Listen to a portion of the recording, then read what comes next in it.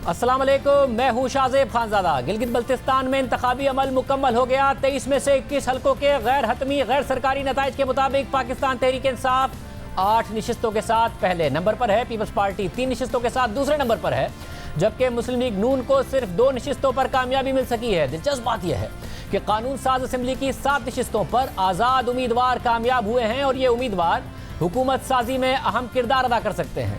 ऐसा पहली बार हुआ है कि वफाक में हुक्मरां जमात सादा अक्सरियत हासिल करने में नाकाम हुई है यहाँ, क्योंकि 2015 के इंतखाबात में वफाक में हुक्मरां जमात पाकिस्तान मुस्लिम लीग नून को 24 में से 16 नशिस्तों पर कामयाबी मिली थी, सादा अक्सरियत हासिल हो गई थी। इसी तरह 2009 के इंतखाबात में वफाक में हुक्मरां जमात पाकिस्तान पीपल्स पार्टी को 24 में से 14 नशिस्तों पर कामयाबी हासिल हुई थी और उनकी हुकूमत बन गई थी। मगर इस बार पाकिस्तान तहरीक इंसाफ को सिर्फ 8 नशिस्तों पर कामयाबी मिली है, जिसका मतलब यह है कि तहरीक इंसाफ को हुकूमत साजी के लिए आज़ाद उम्मीदवारों पर इन्हिसार करना पड़ सकता है। दूसरी जानिब पीपल्स पार्टी और नून लीग ने इंतखाबात में धांधली के इल्जामात लगाना शुरू कर दिए हैं। गिलगित में पीपल्स पार्टी का एहतजाजी धरना भी जारी है। धरने से खिताब करते हुए chairman peoples party Bilawal Bhutto Zardari ने कहा कि हमें मजबूर ना किया जाए कि इंतहाई पोजीशन पर आ जाएं और वो रास्ता इख्तियार करें जो मुश्किल रास्ता है।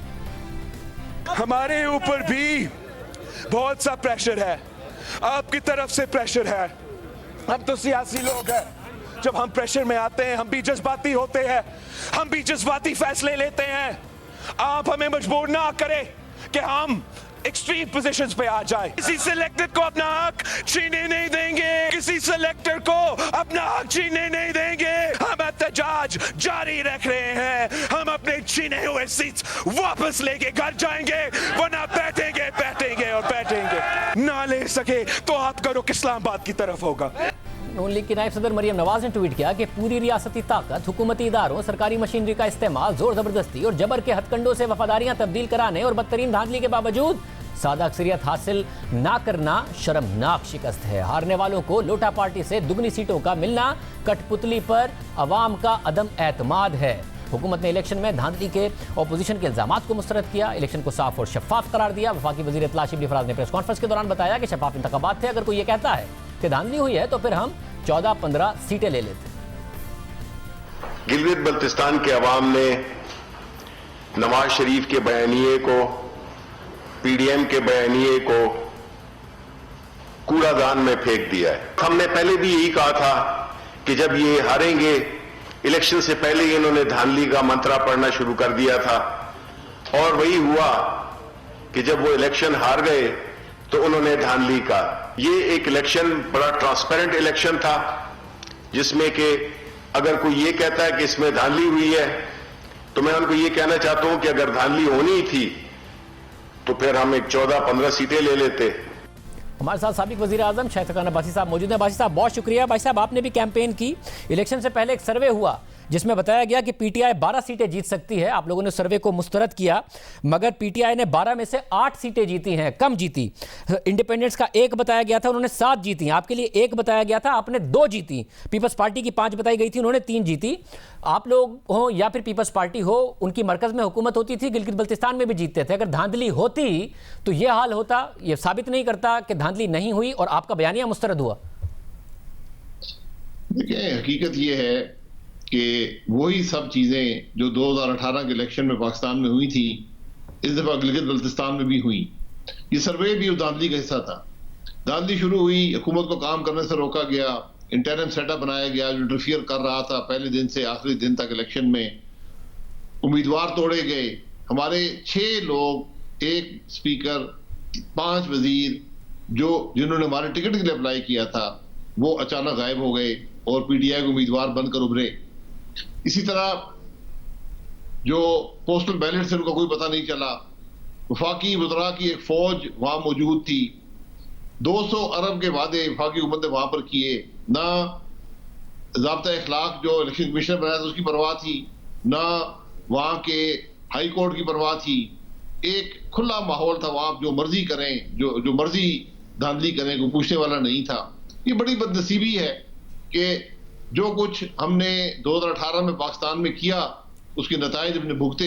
آج وہی کام جی بی بلتستان میں ہوا، مگر مسئلہ یہ ہے کہ 2009 میں آپ لوگ بھرپور کیمپین کر رہے تھے پیپلز پارٹی کے خلاف، پھر بھی سادہ اکثریت لے گئی پیپلز پارٹی. اس کے بعد آپ لوگوں کے خلاف بھرپور کیمپین کر رہی تھی پیپلز پارٹی، پھر بھی سادہ اکثریت لے گئے آپ. یہ تیسرا انتخاب ہے اور پہلی دفعہ ہے کہ جس کی وفاق میں حکومت ہے وہ سادہ اکثریت نہیں لے سکی ہے. تو اگر ہوتی دھاندلی تو کیا سمپل میجورٹی نہ لے لیتی تحریک انصاف کی حکومت؟ دھاندلی کے بعد جا کے 8-9 سیٹوں پہ پہنچے ہیں.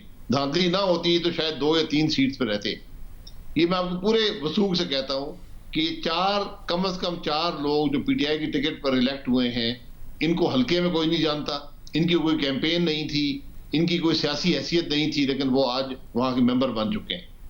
یہ بدنصیبی ہے اس حکومت کی کہ سب کچھ کرنے کے باوجود بھی یہ اکثریت حاصل نہ کر سکے. یہ سب سے بڑی ناکامی ہے. لیکن ناکامی تو آج گلگت بلتستان کے عوام کی ہوئی، جن کا مینڈیٹ چوری ہو گیا، جن کے امانت جو ووٹ تھی اس کا احترام نہیں کیا گیا. اب بھائی صاحب آپ کی جو نون لیگ ہے، کیونکہ بھرپور کیمپین آپ موجود تھے، مریم نواز صاحبہ موجود تھی، کراؤڈ بھی پل کیا، تو آپ لوگوں کو صرف 2 سیٹیں ملی ہیں. آپ پیپلز پارٹی سے ہی آگے چلے جاتے یا پھر آپ آزاد امیدواروں سے ہی آگے چلے جاتے؟ اگر آپ کو لگتا ہے کہ اتنی سپورٹ آپ لوگوں کی وہاں پر موجود تھی، آپ لوگ پیپلز پارٹی سے پیچھے ہیں، انڈیپینڈنٹ سے بھی پیچھے ہیں. دیکھیں میں بتایا نا، 6 ہمارے امیدوار جو اس حلقے میں 5 سال کام کرتے رہے، جو وننگ کینڈیڈیٹس تھے، وہ چوری کر لیے گئے، رات افغاں کے ہوئے، لالچ میں ہوئے، یہ اللہ بہتر جانتا ہے. لیکن وہ ہمارے ٹکٹ کے لیے اپلائی کرنے کے باوجود ہمارے امیدوار نہ بن پائے. وہ ساری معاملہ وہیں پہ ہو گیا. پھر جو ہمارے امیدوار تھے ان کو سائنٹیفکلی ٹارگٹ کیا گیا، ان کے حلقوں میں امیدوار کھڑے کیے گئے. کسی نے 500 ووٹ کاٹ لیا، کسی نے 800 ووٹ کاٹ لیا اور ان کو ہرایا گیا. یہ وہی گیمز ہیں جو ہم پاکستان کے الیکشن میں پچھلے 73 سال سے کر رہے ہیں، اور آج جی بی میں بھی وہی گیمز ہوئی ہیں. بدقسمتی ہے کہ ہم نے کوئی سبق حاصل نہیں کیا. میں تو یہ ایک دکھ کا اظہار کر سکتا ہوں کہ آج جی بی کے بھی عوام کا مینڈیٹ چوری ہو گیا. مگر بھائی صاحب آپ کی کیمپین ہی یہ تھی نا کہ لوٹوں کو ووٹ مت دینا، اور یہ آپ انہی کو کہہ رہے تھے جو آپ کو چھوڑ کے گئے. اگر پارٹی کے نشان میں طاقت ہوتی، پارٹی کے بیانیے میں طاقت ہوتی تو بے شک تحریک انصاف نے توڑ لیے تھے، آپ لوگ پھر بھی جیت جاتے. انڈیپینڈنٹ جیت گئے، آپ کے لوگ توڑنے کے باوجود آپ لوگ نہیں جیتے. جی میں یہ کہہ رہا ہوں نا کہ ٹارگٹ تو ہم تھے نا، یہ نہ جیت سکیں، ان کے لوگ نہ جیت سکیں. پیسے بھی لگائے گئے، وعدے بھی کیے گئے، انہی لوگوں کو توڑا گیا، امیدوار کھڑے کیے گئے. پوسٹل بیلٹ کا کوئی علم نہیں ہے کتنے پوسٹل بیلٹ آئے، کہاں گئے. یہ سب معاملات ہوئے. یہ بدنصیبی ہے. میں یہی کہہ رہا ہوں الیکشن میں ہار جیت ہوتی رہتی ہے، الیکشن کی کوئی بات نہیں ہے. یہ بھی حقیقت ہے کہ جی بی اے جے کے ہمیشہ وفاقی حکومت کی طرف ووٹ دیتے ہیں، ان کو توقع ہوتی ہے ہمارے کام ہوں گے. یہاں تو یہ ثابت ہوگا کہ وہ وہاں کے عوام ان لوگوں اس پی ٹی آئی کی گورنمنٹ سے توقع بھی لگائے بیٹھے نہیں ہیں کہ دھاندلی کے باوجود بھی اکثریت نہ مل سکی. تو اگر دھاندلی نہ ہوتی تو پھر آپ رزلٹ بڑے فرق دیکھتے. اور صاحب مگر ایک سینئر جو آپ کی پارٹی ہے، آپ سینئر رہنما ہیں، اس کے علاوہ آپ کی پارٹی پرانی ہے، آپ پھر یہ بتا رہے ہیں کہ 2018 میں بھی آپ سے الیکشن چھین لیا گیا، اب گلگت بلتستان میں بھی آپ کہہ رہے ہیں آپ سے الیکشن چھین لیا گیا. تو پھر آپ کے ووٹر سپورٹر کو یا پھر آپ کے ایم پی ایز جو آپ کے ٹکٹ پر الیکشن لڑیں گے ان کو یہی پیغام ہے کہ آپ نہیں مینیج کر سکتے الیکشن جیتنا، 2023 میں بھی آپ سے چھین لیا جائے گا؟ جی بالکل یہی پیغام ہے. اسی پیغام کے خلاف تو ہم آج پی ڈی ایم کی تحریک چلا رہے ہیں کہ اگر ہم یہ کام کرتے رہے اور 2018 کے الیکشن سے اگر کچھ حاصل ہو جاتا ملک تو میں کہتا ٹھیک ہے، اچھی بات ہے، یہ الیکشن چوری کرنا اچھی بات ہے. لیکن ملک کی معیشت تباہ ہو گئی، ملک زوال پذیر ہے، ہر شخص پریشان ہے. یہ اس الیکشن کا تحفہ ہے جو چوری کیا گیا. تو اب گلگت بلتستان کے عوام بھی اگلے سال اس حکومت کو بھگتیں گے. یہ بدنصیبی ہے. مگر بھائی صاحب اس پیغام کے ساتھ پھر آپ کی پارٹی میں ٹوٹ پوٹ نہیں ہوگی؟ کون کھڑا رہے گا پھر آپ کے ساتھ اگر پیغام یہ ہے کہ آپ کے ٹکٹ پر الیکشن نہیں جیتا جا سکتا؟ دیکھیں لوگ اصولوں کے ساتھ کھڑے ہیں. لوگ آج سمجھتے ہیں کہ الیکشن جیتنے کی بات نہیں ہے. لوگ یہ سمجھتے ہیں کہ جو بیانیہ ہمارا ہے کہ ملک آئین کے مطابق چلے، الیکشن میں دھاندلی نہ ہو، وہی پاکستان کی ترقی کا بیانیہ ہے. تو لوگ آج اس کے ساتھ کھڑے ہیں. فیئر الیکشن ہوں گے، رزلٹ آپ کے سامنے آئیں گے. انفیئر ہوں گے تو لوگ مقابلہ کریں گے. لیکن انفیئر جب الیکشن ہوں گے تو نقصان ملک کا ہوگا، نقصان اس کے عوام کا ہوگا جو ہم آج برداشت کر رہے ہیں. اس بات کی مجھے کم از کم یہ توقع تھی کہ ہم نے یہ سیکھا ہوگا، لیکن ہم اپنی حرکتوں سے باز نہیں آئے اور وہی کام کیے جو ماضی کے الیکشن میں کرتے رہے. سر مگر لوگ آپ کہہ رہے ہیں کہ لوگ سمجھ گئے ہیں، اصولوں کے ساتھ کھڑے ہیں، آپ کی اپنی پارٹی میں ڈسینٹنگ وائسز موجود ہیں جن کا خیال ہے کہ نواز شریف صاحب کا جب دل چاہتا ہے وہ فیصلہ کر دیتے ہیں. پہلے خواجہ آصف صاحب نے بتایا کہ انہوں نے کہا تھا کہ انکنڈیشنل ہم نے سپورٹ کرنا ہے، جو کہ آرمی چیف کی ایکسٹینشن کا معاملہ تھا، حالانکہ آپ اس کے مخالف تھے، آپ جیسے سینئر رہنما کی نہیں سنی گئی. پھر اب انہوں نے بیانیہ بدل دیا، اداروں کے سربراہ کے نام لے دیے. اب خبر آ رہی ہے کہ پارٹی کے اندر لوگ موجود ہیں جو اس سے خوش نہیں ہیں. تو یہ کوئی ڈیموکریٹک بات ہے کہ وہ آپ جیسے سینئر رہنماؤں سے مشورہ بھی نہیں کرتے، فیصلہ کر دیتے ہیں، پارٹی مکمل طور پر 180 ڈگری شفٹ لے لیتی ہے، پہلے ایکسٹینشن کو ووٹ دیتی ہے پھر ان کے نام لیے جاتے ہیں؟ دیکھیں ایکسٹینشن کی ووٹ جو تھی اس پہ ایک پارٹی نے فیصلہ کیا، پارٹی کے اندر 2 رائے موجود تھی. اس دو رائے جو تھی وہ اس قانون کو ایمنڈ کرنے کے متعلق تھی. جہاں تک جنرل باجوہ صاحب کی ایکسٹینشن کا بات تھی، اس پر پارٹی میں ایگریمنٹ تھا کہ اب حکومت نے اپنا اظہار کر دیا ایکسٹینشن کا، فوج نے اس ایکسٹینشن کو قبول کر لیا ہے، ایکسٹینشن ہونے دیں، قانون کو ایمنڈ نہ کریں کیونکہ اس کے نقصانات زیادہ ہیں. اس پر پارٹی میں 2 رائے تھی، بہرحال ایک فیصلہ ہوا، اس رائے کا احترام ہے، وہ فیصلہ پھر میرا فیصلہ بھی بن جاتا ہے. یہی سیاست ہوتی ہے، پارلیمنٹری نظام یہی ہوتا ہے کہ آپ اختلاف رائے کر سکتے ہیں لیکن جب جماعت ایک فیصلہ کر لے پھر اس کا احترام کیا جاتا ہے. اور آج میں آپ کو بالکل پورے وثوق سے بتانا چاہتا ہوں، یہ بیانیہ کہ ہم آئین کے لیے کھڑے ہیں، ملک میں آئین کی بالادستی ہونی چاہیے، الیکشن میں دھاندلی نہیں ہونی چاہیے، اس پر ہماری جماعت کا ہر ایم ایل اے، ہر لیڈر، ہر شخص، ہر ورکر، ہر ووٹر جو ہے اس پر متفق ہے. اس میں کوئی 2 رائے نہیں ہے. بہت شکریہ. شاہد خان عباسی صاحب ہمارے ساتھ موجود تھے. پروگرام میں ایک بریک شامل کرتے ہیں، ایک اور اہم خبر ہے اس پہ بات کریں گے تفصیل سے ایک بریک کے بعد.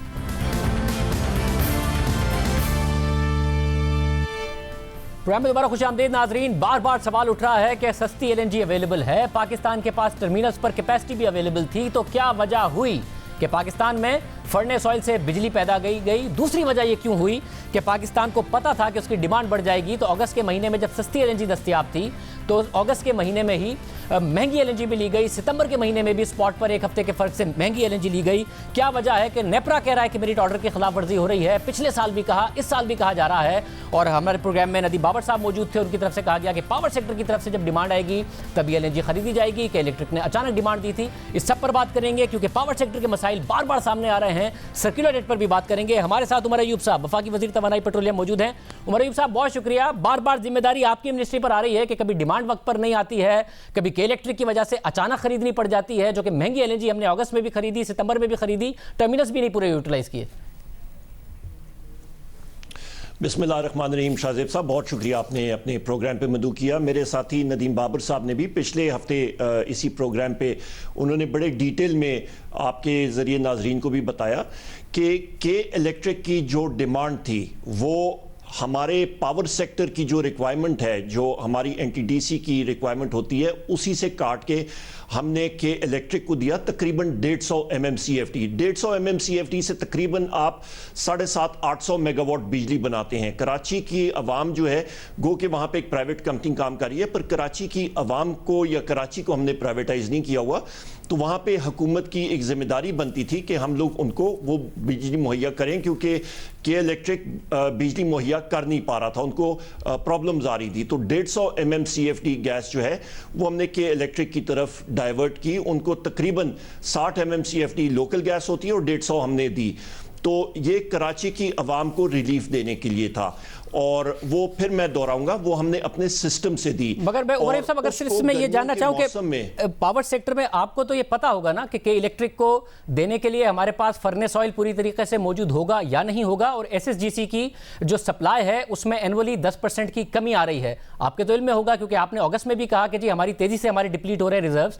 تو اس کے باوجود یہ بات جب جولائی میں اگست کے لیے ہم ایل این جی منگا رہے تھے اور ہمیں 5.7% پر ملا، تو اسی وقت ہم نے اگست کے لیے جولائی میں کیوں نہیں آرڈر کیا؟ کیونکہ جب اچانک کیا تو 9.3% پہ ملا. پھر اگست میں دوبارہ جب ہم نے ستمبر کے لیے آرڈر کیا تو 6.9% پہ مل گیا تھا، مگر سپٹمبر کے لیے کیا تو 10.8% پہ ملا. آپ کے تو علم میں ہوگا کہ الیکٹرک کو ضرورت پڑے گی یا نہیں پتا تھا؟ نہیں، کے الیکٹرک کی ڈیمانڈ نہیں آئی تھی، اور جب کے الیکٹرک کرائسس میں گیا وہاں پہ لوڈ ایشوز، لوڈ مینجمنٹ کے ایشوز یا لوڈ شیڈنگ کے ایشوز جو ہیں وہ انتہا پہ گئے، اور وہاں پہ سی جے صاحب چیف جسٹس صاحب نے بھی اس پہ ہیئرنگز شروع کی اور کے الیکٹرک. اور سب سے زیادہ اہم بات شاہ زیب صاحب یہ کہ وہاں پہ جو لوڈ شیڈنگ کا دورانیہ تھا کراچی میں وہ حد سے زیادہ بڑھ رہا تھا اور ان کے پاس انرجی کے سورسز نہیں تھے, فیول آئل کی بھی کمی تھی, لہٰذا ہم نے اپنی گیس جو ہے وہ کراچی الیکٹرک کے لیے ریلیز کی اور وہ جو تقریباً 750-800 میگا واٹ کی بجلی جو ہے وہ ہم نے پھر فیول آئل سے مجبوراً ہم نے بنائی. اور یہ بھی میں کہتا چلوں کہ یہ آپ پورے سال کی یا ایوریج بنائیں تو یہ تقریباً ہمارا فیول آئل کی جو یوزیج ہوتی ہے ہم نے اس سال تقریباً اس کو 4% پہ لے آئے ہیں. یہ پچھلے ادوار میں یہ تقریباً 20% اور 30% سے بھی زیادہ ہوتا تھا اور 2017 میں تو یہ 35% پہ تھا. اس لیے کہ پچھلے ادوار میں ایل این جی کے پلانٹس اتنے زیادہ نہیں تھے, 2018 میں اور ایل این جی کے پلانٹس آئے تو اس کو فیز آؤٹ ہونا چاہیے تھا. نیپرا آپ سے کہہ رہا ہے کہ جی میرٹ آرڈر کی خلاف ورزی کرتے ہوئے جب سستے ایونیوز موجود ہیں کیوں کیا جا رہا ہے, مگر آپ نے کہا کہ اچانک ان کو فیول آئل اویلیبل نہیں تھا تو فیول آئل ان کو پی ایس او نے فرنیس آئل دینا ہے یا ریفائنریز نے دینا ہے, تو آپ کو یہ پتہ نہیں تھا کہ ریفائنریز کے پاس فرنیس آئل نہیں ہے یا پی ایس او کے پاس انہیں دینے کو فرنیس آئل نہیں ہے, امپورٹ نہیں کیا ہوا اور ایس ایس جی سی بھی ان کی سپلائی ڈیمانڈ نہیں پوری کر سکے گا تو ہمیں اگست میں جا کے اور سپٹمبر میں جا کے ان کو گیس دینی پڑے گی, اس لیے ہم جولائی میں ہی آرڈر کر لیں کیونکہ سستی مل رہی ہے. یہ آپ کو نہیں پتا تھا؟ نہیں دیکھیں, میں تو کے الیکٹرک کا ترجمان یا وہ نہیں ہوں یا چیف ایگزیکٹو نہیں ہوں, میں تو ministry of power of petroleum کو دیکھتا ہوں. جو ان کو ضرورت تھی وہ ہم نے دی اور بلکہ ضرورت سے زیادہ دی. ان کو ہم نے فیول آئل بھی دیا, اپنی ٹینکیوں سے اٹھا کے ان کو فیسلیٹیٹ کیا, اپنی گیس جو ہے ہم نے دیا. اور کس کے لیے دیا؟ کہ الیکٹرک کے لیے نہیں, کراچی کی عوام کے لیے کہ ان کو. مگر عمر یوسف صاحب یہ مسئلہ پہلی دفعہ نہیں ہوا نا, ہم نے اپنی پوری پلاننگ کی ہوئی. مگر یہ مسئلہ کراچی الیکٹرک کا عمر صاحب اگر یہ سب سے بڑا بحران جو تھا یہ اس سال بہت زیادہ ہوا تھا. عمر صاحب مگر یہ مسئلہ پہلی دفعہ نہیں ہے, جون میں بھی یہی ہوا اور جون میں بھی آپ کے پاس ان کو دینے کے لیے فرنیس آئل نہیں تھا اور انہوں نے ایل این جی مانگی. میں دکھاتا ہوں مونی سلوی صاحب نے کیا کہا تھا. ہمیں 200 MMCFD جو ایس ایس جی دیتا ہے اگر وہ دی جائے تو اس کے ساتھ ہمیں 4,500 ٹن پر ڈے تیل دیا جانا چاہیے, جس کے حساب سے ہمیں تقریباً پورے مہینے کا 1,30,000 ٹن تقریباً فرنیس آئل بنتا ہے جو ہمیں ملنا چاہیے. پی ایس او نے ہمیں یہ بتایا تھا کہ ابھی تیل ہم کو جو ہے نا ہم نہیں دے پائیں گے کچھ یا کم کوانٹٹی ہوگی اور آپ آر ایل این جی کے اوپر ریلائی کریں, تو ہم نے اس وقت پھر امیجیٹلی فیڈرل گورنمنٹ کو بتا بھی دیا تھا کہ یہ ریکوائرمنٹ ہے. اور میں پھر یہ کہوں گا کہ کیونکہ خیال یہ تھا کہ کیونکہ آر ایل این جی ہم کو مل جائے گی تو اس لیے کوئی جنریشن کا شارٹ فال نہیں آئے گا. نہیں, پی ایس او نے آپ کو کیا کہہ کے بتایا کہ وہ نہیں دے پائیں گے آپ کو آپ کی ڈیمانڈ کے مطابق فرنیس آئل, کیا کہہ کے بتایا؟ انہوں نے کہا کہ ریفائنری کے پاس انوینٹری نہیں ہے, ہم نے ساری انوینٹری ڈائیورٹ کرنے کے لیے کہہ دیا کیونکہ ان کو ایک یہ ایشورنس تھی کہ آر ایل این جی دستیاب ہے اور وہ مل سکتی ہے. تو میرے خیال میں ان کا خیال یہ تھا کہ اگر کوئی تھوڑا بہت شارٹ فال ہوگا تو آر ایل این جی سے پورا ہو جائے گا. اور صاحب انہوں نے جون میں بھی یہی کہا کہ کیونکہ فرنیس آئل دینا تھا ہمیں ریفائنریز کے پاس تھا نہیں, کیونکہ ریفائنریز ظاہر ہے فرنیس آئل ایک بائی پروڈکٹ ہوتی ہے اور ریفائنریز کی کیونکہ ویسے کنزمپشن نہیں تھی جس کی وجہ سے پیٹرول کرائسس بھی ہم نے دیکھا کہ پیدا ہوا, آرڈر نہیں ہوا تھا. تو اس وقت بھی یہ مسئلہ ہوا ہے, اس سال میں 2 دفعہ مسئلہ ہوا ہے, 2 دفعہ آپ نے وقت پر یہ ڈیمانڈ نہیں پوری کی ان کی. نہیں, دو شاہزیب صاحب معذرت کے ساتھ 2 چیزوں کو مکس کیا جا رہا ہے. پیٹرول کرائسس یہ نہیں تھا کہ پیٹرول اویلیبل نہیں تھا, پیٹرول بے تحاشا اویلیبل تھا, پیٹرول پمپس کو مزید دیا گیا تھا, ڈیمانڈ بھی تھی, پیٹرول لوگ ہولڈنگ کر رہے تھے, لوگ ذخیرہ اندوزی کر رہے تھے جو باہر نکل آیا. ایک چیز. دوسری چیز جو یہ ہے کہ فرنس آئل کی ڈیمانڈ کے الیکٹرک نے لیٹ کی تھی اور اس کی وجہ ان کے خطوط بھی تھے, انہوں نے بہت لیٹ اپنی ایل سیز ایٹسٹرا کھلوائی تھی. ان کو اپنی پلاننگ جو تھی وہ بہتر کرنی چاہیے تھی اور اسی لیے ہم نے کراچی کی عوام کو, میں 12 بار یہی کہہ رہا ہوں کہ ہم نے کے الیکٹرک کو نہیں, ہم نے کراچی کی عوام کو فیسلیٹیٹ کیا ان کی ضرورت کو پورا کرنے کے لیے. مگر عمر صاحب آپ نے اپنی ایل این جی جو ہے وہ وہاں پہ ڈائیورٹ مگر جون الیکٹرک کی طرف. مگر یہ غلطی ہمیں جون اور جولائی میں بھی نظر آتی ہے کہ جب کے الیکٹرک نے آپ کہہ رہے ہیں کہ دیر سے ڈیمانڈ بتائی ہے, حالانکہ جنوری میں جو فرنیس آئل کی امپورٹ تھی اس کے الیکٹرک کے لیے بھی آپ نے امپورٹ پر پابندی لگا دی تھی کہ جی ہماری ریفائنریز سے آپ لیں گے, مگر ریفائنریز کے پاس ان کو دینے کے لیے تھا نہیں. تو آپ لوگوں نے 2 جولائی کو آرڈر کیا کہ 1,95,000 ton P S O furnace oil درآمد کرے گا, حالانکہ جون میں جو دوسرا ایل این جی ٹرمینل ہے وہ 269 MMCFD پر چل رہا تھا, 50% کیپیسٹی سے بھی کم, 600 آپ آپریٹ کر سکتے ہیں. جولائی میں وہ 360 MMCFD پر چل رہا تھا, یعنی 55 سے 60% کیپیسٹی پر. آپ اس وقت بھی ایل این جی منگا سکتے تھے. مونی سلوی جو سی ای او ہیں ان کے وہ بھی کہہ رہے ہیں ہمیں ایل این جی دے دیں, مگر آپ نے 1,95,000 ٹن فرنیس آئل منگایا مہنگا, حالانکہ نیپرا کہہ رہا ہے کہ آپ مہنگی کیوں خرید رہے ہیں. اس وقت آپ نے ایل این جی کیوں نہیں منگائی؟ بہت سستی مل رہی تھی, ٹرمینل پہ بھی کیپیسٹی موجود تھی. نہیں جو دیکھیں سب سے اہم چیز یہ ہے کہ ہم لوگ جب اپنی ڈیمانڈ فورکاسٹنگ کرتے ہیں تو کے الیکٹرک ایک انڈیپینڈنٹ کمپنی ہے, اس نے ہمیں اپنی فیول آئل کی آر ایف او کی ریکوائرمنٹ جب وہ دیتا ہے تو وہ پی ایس او کو دیتا ہے, اس کے مطابق منگائی جاتی ہے اور پی ایس او نے منگایا بھی. سب سے پہلی بات یہ ہے. اور جب ان کو جون میں بھی ہم نے ہی فیسیلیٹیٹ کیا تھا اور سپتمبر میں بھی ہم نے فیسیلیٹیٹ کیا, اور جب ایل این جی کی ان کو ضرورت پڑی تو میں بار وہی ریپیٹ کر رہا ہوں اور دہرا رہا ہوں کہ ہم نے اپنی ایل این جی جو ہے وہاں پہ ہم نے ڈائیورٹ کی. اس کی وجہ یہ ہے کہ کراچی کی عوام کو ہم نے فیسیلیٹیٹ کرنا تھا. مگر عمر یوسف صاحب آپ نے ایل این جی ڈائیورٹ ہی, میں سوال ہی کر رہا ہوں کہ آپ کے پاس کیپیسٹی تھی جون اور جولائی میں مزید ایل این جی منگانے کی, وہ آپ سے ایل این جی ہی مانگ رہے تھے, مگر آپ نے جولائی میں بھی 1,95,000 ٹن, کیونکہ ریفائنریز کے پاس تھا نہیں فرنس آئل, تو آپ نے فرنس آئل ہی منگا لیا, پھر مہنگی بجلی پیدا کی. وہ ایل این جی مانگ رہے تھے, آپ ایل این جی دے دیتے, آپ کے ٹرمینل پر کیپیسٹی موجود تھی, جیسے کہ اگست سپٹمبر میں آپ نے اچانک منگائی ہے. ہم نے ان کو مزید ایل این جی دی شاہ زیب صاحب, اور تقریباً 150 MMCFD ہم نے مزید ان کو ایل این جی دی.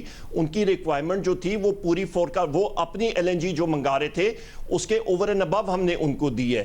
ان کی جو انڈیجنس گیس بھی ہے وہ بھی ہم نے پوری پرووائڈ کی. میں آپ سے یہ پوچھنا چاہ رہا ہوں, آپ نے جولائی میں فرنس آئل 1,95,000 ٹن کیوں منگایا؟ آپ کے پاس ٹرمینل پر کیپیسٹی 50% سے بھی کم آپریٹ کر رہا تھا, آپ نے مزید ایل این جی کیوں نہیں منگائی؟ بہت سستی مل رہی تھی. ہم نے آر ایف او اس لیے ہم لوگ منگاتے ہوتے ہیں, نمبر ایک کہ ہمارے فیول ٹینکس جو ہیں ہمیں مختلف لوڈ سینٹرز کو دیکھنا پڑتا ہے پورے ملک میں. لاہور ہے, فیصل آباد ہے, جہاں پہ وولٹیج سٹیبلٹی کے لیے بھی ہمیں آر ایف او استعمال کرنا پڑتا ہے, نمبر ایک. دوسری بات یہ ہے کہ آر ایف او ہم نے جب منگایا تھا وہ اپنی ریکوائرمنٹ کے لیے منگایا تھا. تیسری بات یہ ہے کہ آر ایف او جو ہم نے یوز کیا وہ پورے سال کی آپ ایوریج دیکھیں, اور میرے پاس ایک مہینے کی ایوریج موجود ہے پچھلے 3 سالوں کی. اس سال ہم نے پورے سال میں تقریباً 4% آر ایف او استعمال کیا ہے پورے فیول مکس میں. وہ 4% بھی کم ہے. وہ 4% بھی ایکسچیکر کو 35 ارب روپے اوپر پڑتا ہے, اور نیپرا کو سمجھ میں آنی چاہیے. نیپرا نے پچھلے اکتوبر میں بھی آپ کو کہا, اس سال بھی کہا ہے کہ یہ آپ غلط کر رہے ہیں, میرٹ آرڈر کی خلاف ورزی کر رہے ہیں. دوسری بات یہ کہ پہلی دفعہ نہیں ہے, سپٹمبر میں یہ مسئلہ ہوا ہے, جون میں یہ مسئلہ ہوا ہے, جب آپ کی حکومت آئی تھی اس وقت بھی مسئلہ ہوا تھا کہ ایل این جی کا وقت پہ آرڈر کرنا بھول گئے تھے ابھی کی طرح. اور دیکھیں میں نے غلام سرور خان صاحب سے کہا بھی تھا تو انہوں نے کہا تھا یہ آئندہ نہیں ہوگا.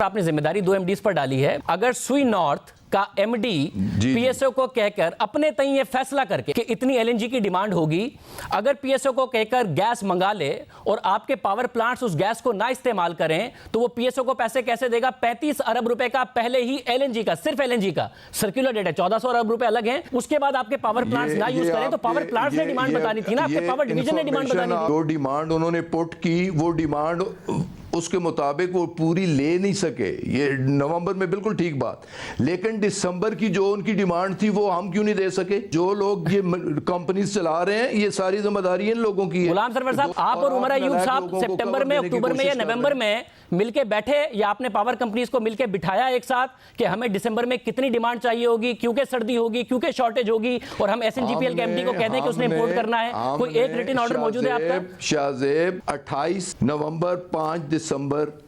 ایک ہفتے میں 2 سی سی او کی میٹنگ ہوئی. سی سی او کی میٹنگ میں نے خود چیئر کی, اس میں پاور سیکٹر بھی موجود تھا. ان سے فرم ہم نے ڈیمانڈ لی, 1 سال پورے کی ڈیمانڈ لی. ہمیں موقع تو دیں, آپ نے تو اس طرح ہم پہ بوچھاڑ شروع کر دی ہے. ہمیں موقع دیں کہ اب ہم نے فرم ڈیمانڈ لے لی ہے, اب فرم آرڈر ہم پلیس کریں گے. یہ آئندہ یہ مس مینجمنٹ, یہ میس آئندہ پیدا نہیں ہوگی. جی عمر ایوب صاحب, انہوں نے کہا آئندہ یہ میس نہیں پیدا ہوگی. سوئی ساؤتھ اور سوئی نارتھ کے ایم ڈی کو نکال دیا. ہم اس وقت بھی سوال کر رہے تھے کہ ڈیمانڈ تو پاور سیکٹر نے دینی تھی, وہ خود کیسے امپورٹ کر لیتے. پھر جون میں یہ مسئلہ ہوا, اب اگست سپٹمبر میں پھر مسئلہ ہوا کہ کہہ رہے کہ الیکٹرک نے اچانک, یہ بار بار کیوں ہو رہا ہے؟ میں پھر شاہ زیب صاحب میں پھر ریپیٹ کر رہا ہوں, ہماری تو ڈیمانڈ بالکل, ہمارا اپنا جو پاور سیکٹر کا ڈیمانڈ ہے, ہماری جو ڈسٹریبیوشن کمپنیز ہیں, ہماری جو جنریشن کمپنیز ہیں, ان کی تو ڈیمانڈ وہاں پہ تو کوئی ایشو نہیں ہوا, ہمیں پیدا ہوا تو وہ کے الیکٹرک کی وجہ سے ہوا. وہاں پہ ہمیں اپنی سپلائز جو ہیں ایل این جی وہاں پہ ڈائیورٹ کرنی پڑی. کراچی کی عوام کو ہم نے فیسیلیٹیٹ کرنا تھا اور وہ ہم نے عبور کیا اس چیز کو, وہ ہماری طرف سے نہیں تھا. ہم نے اپنی ڈیمانڈ پورے سال کی دی, ایک بات. دوسری بات, جو اس दौरानिया के लिए जो अगस्त सितंबर में जो के इलेक्ट्रिक को हमने डाइवर्ट करनी पड़ी, बिल्कुल हमें RFO इस्तेमाल करना पड़ा, पर आप ये भी मतलब जहन में रखें कि वो एक इमरजेंसी की सिचुएशन थी, कराची के लिए, अवाम के लिए था, और वो हमने हल करना था। हम लोग ये कहते कि नहीं जी हम लोग सिर्फ लकीर के फकीर बन के बैठेंगे और कराची की अवाम जो है वो सफ़र करे, ये हम लोग बर्दाश्त नहीं कर सकते थे। एक्स्ट्राऑर्डिनरी टाइम था, हमने मेजर्स लिए और उसको अबूर किया। मगर आपने अहम बात ये है कि अब आप के इलेक्ट्रिक की फिर कोई अकाउंटेबिलिटी, जी पूरी कीजिए जी। नहीं मैं बात कर लूं माजरत के साथ। आप ये देखें कि पूरे साल में जो RFO हम लोग इस्तेमाल कर रहे हैं वो कहां पे आपका 35 और 40% और कहां पे 4%, ये पिछले 3 सालों में हमने किया है। इस पे कोयला भी हम लोग लाए हैं, LNG भी है। पिछले 2 अदवार में भी LNG इतनी इस्तेमाल हो रही थी, पर इस पे बाकी फ्यूल्स भी हम लोग ला रहे हैं और ज्यादा बेहतर मैनेजमेंट कर रहे हैं। 2-3 चीजें होती हैं। आपने कार्गोज के हवाले से बात की है, तो आपका ये नहीं होता कि कोई जहाज कहीं से जा रहा हो और उसको उठा के ले लें, नहीं, आपके पास टेक और पे कॉन्ट्रैक्ट्स, फिक्स्ड कॉन्ट्रैक्ट्स हैं। उसके अलावा आपके पास स्पॉट कार्गो के होते हैं, जो अवेलेबिलिटी होती है उसके मुताबिक हम लोग यहाँ पे इंपोर्ट करते हैं। और जिस तरह नदीम बाबर साहब ने भी आपको डिटेल में LNG सेक्टर के बारे में, मगर नदीम बाबर साहब ने जो बात की, अब आप ये कह रहे हैं कि हमें पता होता है जिस तरीके से कार्गो होता है। आपने खुद ने, आपके मुतादिद स्टेटमेंट्स मौजूद हैं पार्लियामेंट के फ्लोर पर भी, इसके अलावा प्रेस कॉन्फ्रेंस में भी, कि सर्दियों में बहुत अक्यूट शॉर्टेज होगी। वज़ीर आज़म ने भी कहा है, अगली सर्दियों के बारे में भी आपने कहा है कि बहुत ज़्यादा अक्यूट शॉर्टेज होने वाली है। मगर मसला ये, जब आपको पता था कि सर्दियों में बहुत ज़्यादा शॉर्टेज होगी, 8 आपके जो कार्गो हैं वो तो आते ही हैं, गनवर, ENI और कतर के साथ जो आपकी डील हो गई है, मगर गुज़िश्ता हुकूमत की, मगर जो बाकी के 4 हैं उसके लिए जुलाई में आपको तकरीबन $4.20 पर MMBTU के कॉन्ट्रैक्ट मिल रहे थे, जो आप अगस्त में भी, नवंबर, दिसंबर, जनवरी के लिए ऑर्डर कर सकते थे। मैं ग्राफ में भी आवाम को दिखा दूं कि अवेलेबल थी। आप लोगों ने वक्त पे नहीं ऑर्डर किए। आपने अगस्त में, सितंबर में, नवंबर और दिसंबर की अब जाके आपने जब ऑर्डर किए तो आपको 16 और 7% पर जाके मिल रहे हैं, $7-8 पर जाकर मिल रहे हैं, जिससे एक्सचेकर का जो नुकसान हो रहा है वो तकरीबन $200 मिलियन का हो रहा है। ये 35 से 36 अरब रुपए का नुकसान है। नहीं शाहजेब साहब, नहीं, ये एक्यूरेट स्टेटमेंट, माजरत के साथ ये एक्यूरेट स्टेटमेंट नहीं है। उसकी बुनियादी वजह यह है कि गर्मियों में बैनुल-अक़वामी दुनिया में जो LNG की कीमत होती है वो गिरती है। स्पॉट कार्गो का मतलब ही स्पॉट होता है, आप उस वक्त इस्तेमाल कर रहे होते हैं। सर्दियों में बैनुल-अक़वामी दुनिया में LNG की ज़रूरत ज़्यादा होती है, क्योंकि हीटिंग के लिए पूरी दुनिया में, नॉर्दर्न हेमिस्फीयर में, शुमाली हेमिस्फीयर में इस्तेमाल होता है, इसलिए उसकी कीमत चढ़ती है। एक स्पॉट को आप इस्तेमाल नहीं कर सकते हैं कि जी आपने इस पे उमर अयूब साहब, मैं फ्यूचर के बता रहा हूं कि फ्यूचर के कॉन्ट्रैक्ट, जैसे आपने जुलाई में ऑर्डर किया है अगस्त के लिए, आप 1 महीने और 2 महीने बाद के लिए ऑर्डर करते रहे हैं, उस तरीके से जुलाई और अगस्त में आपको आगे के कॉन्ट्रैक्ट उस वक्त अगर आप ऑर्डर कर लेते, क्योंकि आपको डिमांड पता थी तो सस्ते मिल रहे थे, $200 मिलियन बच जाते। नहीं, ये बात नहीं है। उसकी एक टाइम लिमिट भी होती है, और दूसरी बात यह है कि हमारे पास एक टर्म कॉन्ट्रैक्ट्स हैं, स्पॉट कॉन्ट्रैक्ट्स हम लोग लेते हैं, तकरीबन डिले के साथ हमारा वो कार्गो आता होता है। और इस वक्त भी सर्दियों के लिए हमने पूरे इंतजामात किए हुए हैं कि हमारे कार्गोज आएँ और LNG जो रिक्वायरमेंट है वो हम लोग पूरी करेंगे। इसमें अहम बात यह है कि हमारे पास weighted average cost of gas नहीं है। हम लोग महंगी गैस जो है LNG उठा के हम लोग डोमेस्टिक यूज के लिए इस्तेमाल करेंगे, तो उसके साथ क्या होगा, आपका सर्कुलर डेट गैस में और बढ़ेगा। मगर ये सारी चीजें देखनी होती हैं, मगर उमर अयूब साहब मैकेनिज्म नहीं है, सिंपल नहीं है। उमर अयूब साहब सिंपल नहीं है, मगर हम लोग लेके गए। उमर अयूब साहब सिंपल नहीं है, मगर आपको हमारी जो लोकल गैस है वो $5 की पड़ती है, उससे जो कॉस्ट ऑफ प्रोडक्शन है वो $6 की पड़ती है। LNG अभी इतनी नीचे थी 9 महीने के लिए कि जो हमारी अपनी गैस है उससे ₹6 की आपको कॉस्ट पड़ रही थी, तो LNG दरामद करके 6.6 रुपए की कॉस्ट पड़ रही थी। तकरीबन दोनों बराबर आए हुए थे, फिर भी 21% आपने कम प्रोड्यूस की। और अगर आप जुलाई में ऑर्डर कर लेते फॉरवर्ड कॉन्ट्रैक्ट्स के लिए, तो भी आपको सब्सिडाइज ना करना पड़ता, क्योंकि आपकी डोमेस्टिक प्राइस के इक्विवेलेंट मिल रही थी, $4.20 की पर MMBTU मिल रही थी। आप लोगों ने नहीं किया, आपने लेट ऑर्डर किया है, इसलिए आपको ये सब्सिडीज देनी पड़ेंगी और ये सारे प्रॉब्लम्स आएंगे आपको। नहीं, I disagree with you Shahzeb साहब। आपको नदीम साहब ने भी बड़ी डिटेल में एक्सप्लेन किया था और मैं फिर रिएट्रिएट करता हूं, इसमें कोई डिले फैक्टर भी नहीं था। स्पॉट कार्गोज भी हमने अपनी प्लानिंग के साथ किया था। और दूसरी अहम बात यह कि हमारे पास कोई यहाँ पे स्टोरेज फैसिलिटीज़ नहीं है, वो अभी हम लोग बनाएंगे। नॉर्थ साउथ पाइपलाइन के साथ हम लोग आगे जाएंगे, उसके साथ स्टोरेज फैसिलिटीज़ भी हैं। पर आपने 2 चीज़ें देखनी होती हैं। मगर उमर साहब, आपने पहले भी एक इंटरव्यू में कहा है कि आप स्टोरेज फैसिलिटी बनाएंगे। आप जो एग्जिस्टिंग टर्मिनल्स को इस पूरे साल में जून जुलाई में आप फर्नेस ऑयल मंगाते रहे हैं, एग्जिस्टिंग टर्मिनल्स की कैपेसिटी को आप यूटिलाइज नहीं कर रहे हैं, स्टोरेज तो आप बाद में करेंगे। جو پہلی ٹرمینل کی کیپیسٹی ہے اس کو استعمال کر کے سستی ایل این جی کی جگہ آپ نے 21% سستی ایل این جی کی جگہ آپ فرنس آئل امپورٹ کرتے رہے ہیں, تو اسٹوریج تو بہت بعد میں آتی ہے.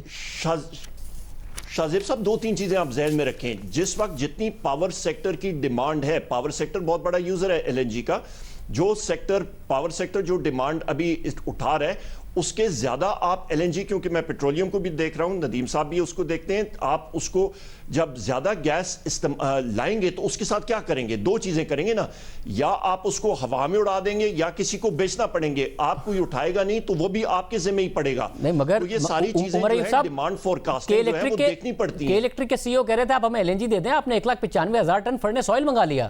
میں نے آپ کو سنایا کہ وہ کہہ رہے تھے آپ ہمیں ایل این جی دے دیں, بعد میں بھی آپ کے جو پچھلے سال کے مقابلے میں 21% کم ایل این جی کا آؤٹ پٹ ہے. اس کا مطلب ہے ایل این جی کے پلانٹس آپ نے کم آپریٹ کیے پچھلے سال کے مقابلے میں اور آپ نے وہ منگایا. اور دوسری بات یہ ہے, آپ اسٹوریج کی بات کر رہے ہیں, آپ لوگوں نے تو ایک اور ایل این جی ٹرمینل لگانا تھا جس پہ آپ نے کہا کہ آپ ٹیک اور پے پر نہیں, ٹیک اینڈ پے پر لگائیں گے, اور وہ 2021 میں بن جانا تھا, مگر وہ ایل این جی ٹرمینل بھی نہیں بنا. اب ایگزون موبل کی خبر آ رہی ہے کہ جس نے وہ لگانا تھا وہ بھی بیک آؤٹ کر رہے ہیں. تو آپ لوگ تو آپ اسٹوریج کی کیوں بات کر رہے ہیں؟ آپ نے ایک اور ایل این جی ٹرمینل لگانا تھا.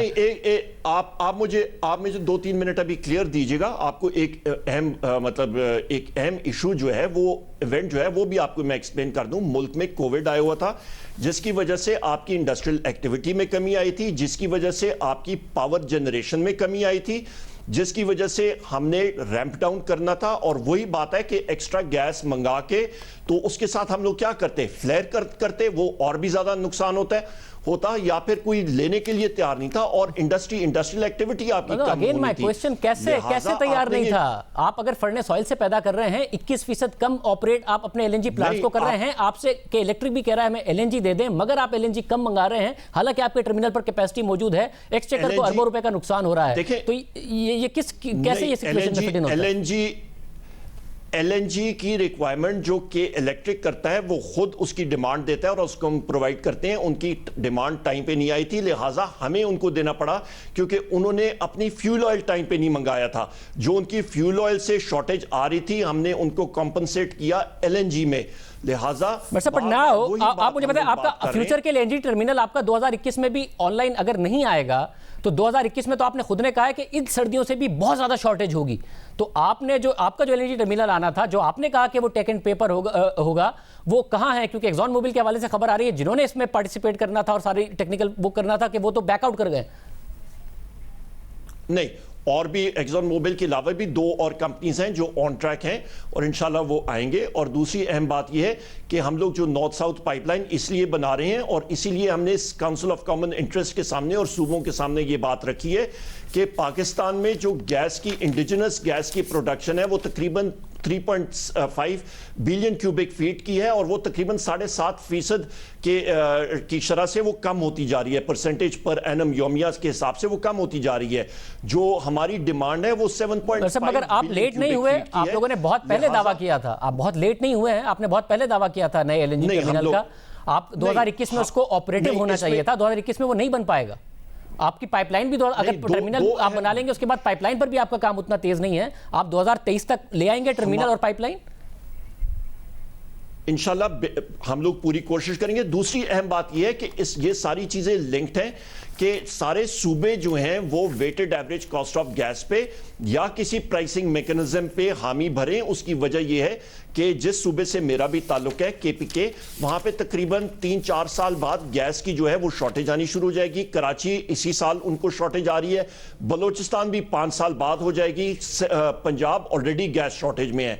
لہٰذا جب تک ایک قیمت کا تعین نہیں ہوتا کہ آپ کی ایک بیلنسڈ پرائس ہوگی, اس کے بعد آپ کی یہ ساری چیزیں جو ہیں باٹل نیکس یہ کلیئر ہوں گے. میرا ایک اور سوال ہے, ایشو جو ہے وہ آپ کا weighted average cost of gas کا ہے. میرا ایک اور سوال ہے سرکولر ڈیٹ کے حوالے سے. میں امید کرتا ہوں کہ آپ یہ مسائل حل کریں, کیونکہ بہت پاکستان میں شارٹیج آنے والی ہے. کوئی حکومتی ایڈوائزر کہہ دیتے ہیں کہ صرف 6 ہفتے کی شارٹیج ہوتی ہے, آپ نے خود نے بتایا بہت زیادہ شارٹیج آئے گی اور آپ اس پہ کام کریں گے.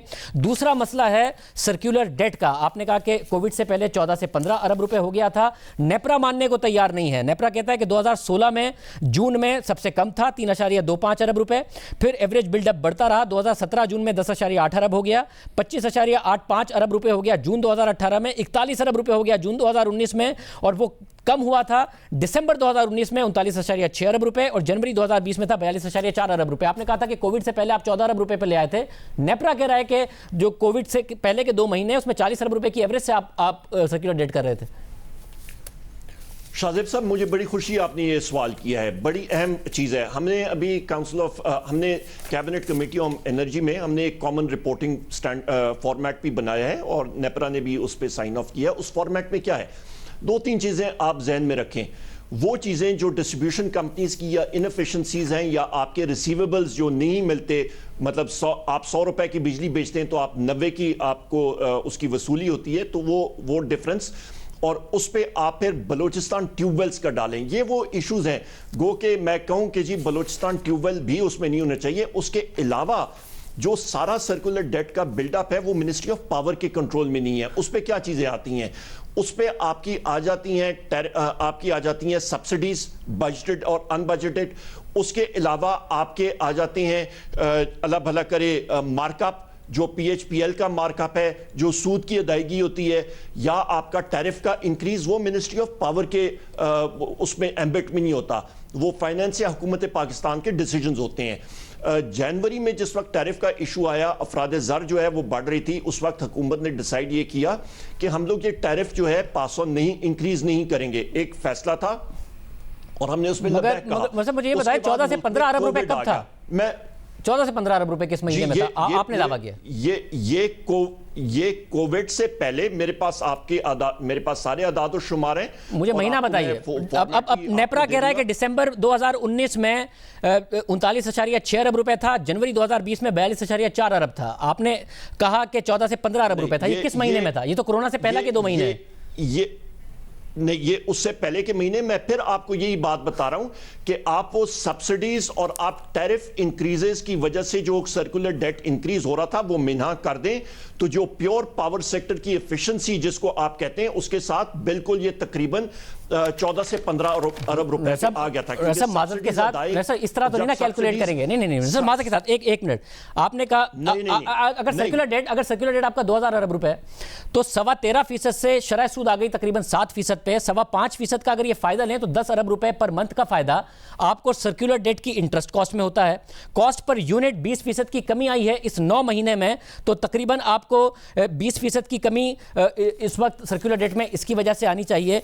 मगर आपके जो रिकवरीज हैं उसमें कमी आई है और आपके जो लॉसेस हैं उसमें इजाफा हुआ है, जिसकी वजह से आपका सर्कुलर डेट बढ़ा है। नहीं आप तो 14-15 अरब रुपए बता ही नहीं रहे, नेपरा कुछ और कह रहा है। फिर वजीर आजम को ये नंबर्स दिए जाते हैं सर। नहीं, ताबिश गौर साहब ने भी कहा कि गलत नंबर नहीं देने चाहिए। नहीं शाहजेब साहब, माजरत के साथ आपके पास जो आपकी रिसर्च टीम है उनके साथ हमारे साथ बिठाएं, मैं उनको एक्सप्लेन भी कर दूंगा। बेसिक इश्यूज आपके ये हैं कि जो सब्सिडीज टाइम पे रिलीज होती हैं तो उसके साथ आपका सर्कुलर डेट कम होता है। जब सब्सिडीज टाइम पे रिलीज नहीं होती हैं उसके साथ वो बढ़ता है, नंबर 1। दूसरा एक इंपॉर्टेंट कंपोनेंट है आपका टैरिफ इंक्रीज, आपकी फ्यूल प्राइस एडजस्टमेंट और आपका जो टैरिफ इंक्रीज क्वार्टरली एडजस्टमेंट्स होती हैं, वो जब आप पास ऑन नहीं करेंगे तो जारी बातें वलालम वो सीधा का सीधा सर्कुलर डेट में जाएगा। यानी कि इफेक्टिवली 2 चीजें इफेक्टिवली वो फार्मूला जो कि चलता आ रहा था, जो आप गुज़िश्ता हुकूमत पर या अपने पहले साल पर अप्लाई करते थे, आपने जो 14 से 15 अरब रुपए का अमाउंट कह दिया उस फार्मूले के तहत वो नहीं था। नेपरा ठीक कह रहा है कि आप 39.6 अरब रुपए दिसंबर 2019 में और 42.4 अरब रुपए जनवरी 2019 में कर रहे थे। ये अगर नंबर्स वज़ीर आज़म को भी बताए जाएंगे और आवाम को भी बताए जाएंगे तो गलत है ना उमर? नहीं, बिल्कुल नहीं।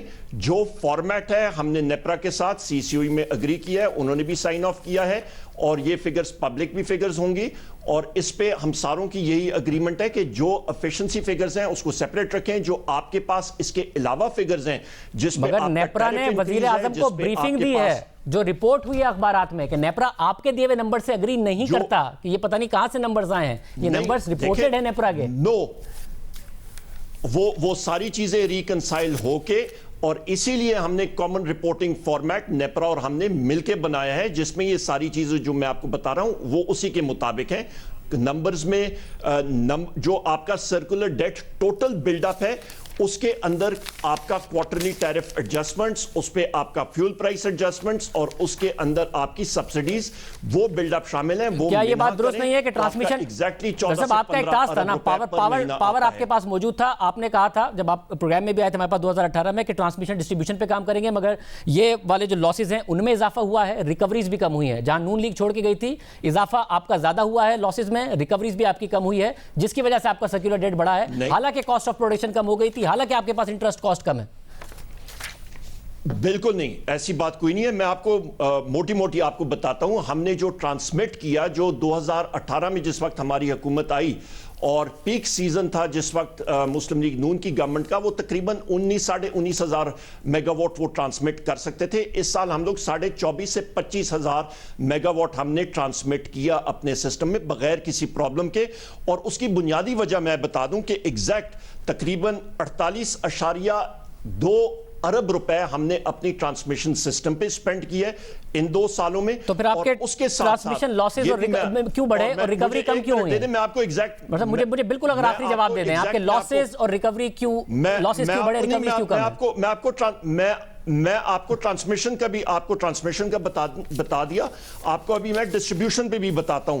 पिछले अदवार में जो वो टारगेट करते थे कि हमने ये रकम डिस्ट्रीब्यूशन सिस्टम पे 2017-18 में फर्ज माल उन्होंने टारगेट किया कि हम लोग 94 अरब रुपए इस्तेमाल करेंगे, उन्होंने सिर्फ 62 बिलियन इस्तेमाल किया उस पे। हमारे टाइम पे हमने कहा कि जी हम लोग डिस्ट्रीब्यूशन सिस्टम पे आपके ट्रांसमिशन लॉसेज उनके छोड़े हुए लॉसेज से क्यों ज्यादा हैं, आपकी रिकवरीज उनकी छोड़ी हुई रिकवरीज से क्यों कम है?